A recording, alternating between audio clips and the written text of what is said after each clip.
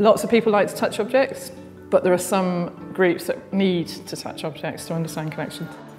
This project is working with the Grange School for Autism, and it's trying to understand how the sensory engagement with objects is helpful to those group of children to understand the objects, but also to make sense of the collections. As a school, we're always looking for community links and community projects because our children, they really struggle to access the community. A big one for our kids is meeting new people and learning how to interact with new people. Going to a museum, which for a lot of them could be a really daunting thing. It's a big space, it's sometimes echoey and noisy, lots of people around.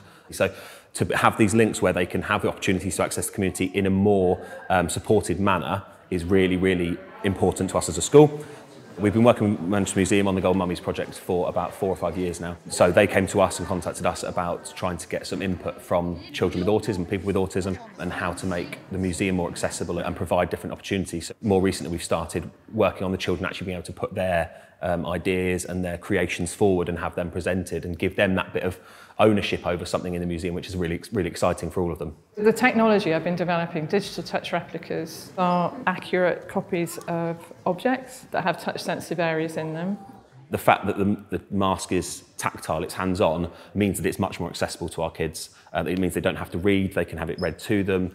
So those who also have dyslexia and ADHD, those sort of things, who struggle to maintain concentration on a piece of writing can now access it in different ways, which is really, really, really exciting.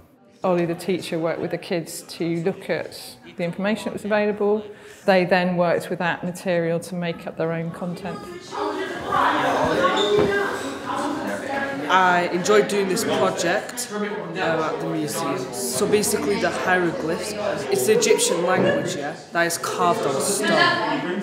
You don't get an understanding of how things were made or how long things took to be made until you've actually had a go. So we did some stone carving and they're going to make their own relief. And it's an aspect of the project that the kids really enjoy. They're learning about how these things are made as well. You know, the smell of it, the feel of a chisel, what sort of marks you can make. If anything, they teach me.